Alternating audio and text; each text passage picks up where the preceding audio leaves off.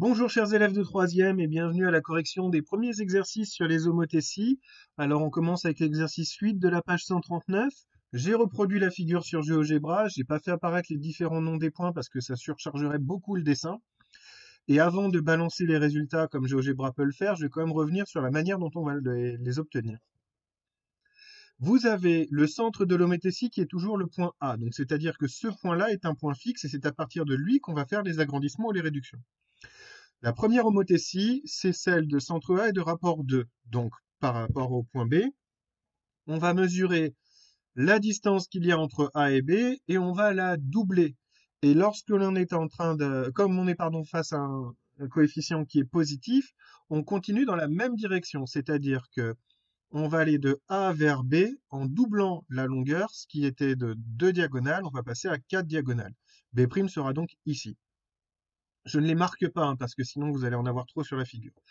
Même chose ici, pour aller de A à C, il me faut 3 horizontales, 2 verticales. Si je double tout, ça va me faire 6 horizontales et 4 verticales. Donc C arrivera ici. Pour aller de A jusqu'à D, 4 horizontales, 1 vertical. Donc je vais faire 8 à l'horizontale et 2 à la verticale. Et pour aller de A jusqu'à E, c'est 3 horizontales. Donc ça va me donner 3 et 3, 6 horizontales. Voilà ce qu'on obtient. Oui, parce que le point A, lui, ne bouge pas. Il est resté fixé. Donc, l'image en bleu de la première figure, vous avez remarqué que toutes les longueurs ont été multipliées par 2, ce qui était le rapport de l'homothétie. On peut remarquer aussi que la surface est 4 fois plus grande. Ça, ça fait partie d'une question du cours qui interviendra dans le chapitre de demain.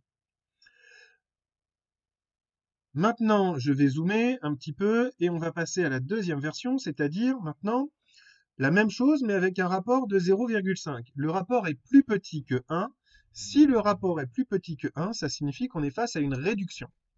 Alors au moment où on a zoomé, j'ai les unités qui sont adaptées automatiquement, mais c'est bien les mêmes dimensions. Vous avez entre A et B deux unités, qui sont là représentées par 4 carreaux, c'est un peu... Voilà, pardon.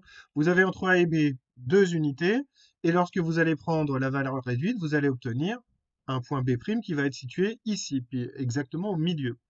Et donc vous obtenez la figure qui est là, la figure en noir, avec toutes les longueurs qui ont été divisées par 2. Je rappelle que le principe, c'est que le point de départ, le point d'image et le centre de l'homothétie sont alignés. Centre de l'homothétie, point de départ, point image. Enfin, lorsqu'on est face à un rapport qui est négatif, comme c'est le cas pour la question D, voilà ce qu'on obtient. Bah, la même chose au niveau de la construction, sauf qu'au lieu d'aller dans le même sens, on va aller dans le sens contraire. On veut un rapport moins 1. Donc au lieu d'aller de A vers B, je vais aller de B vers A, dans cette direction-là.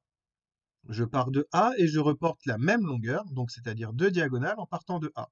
B' est donc ici. Pour aller de A vers C, ça va être, au lieu de faire 3 horizontales et 2 verticales en allant vers la droite et vers le haut, on va faire dans le sens contraire, c'est-à-dire 3 vers la gauche et 2 vers le bas. Et voilà ce qu'on va obtenir en fait. Au final, les figures complètes, voilà ce que ça donne sur le dessin de l'exercice numéro 8. J'espère que c'est suffisamment clair. Si vous estimez que ce n'est pas suffisant, n'hésitez pas à me dire de le refaire à la main. Je le ferai sur une feuille de papier en me filmant. Ce sera peut-être beaucoup plus facile pour vous. Bonne fin de journée à tous et à bientôt pour l'exercice 9. Au revoir.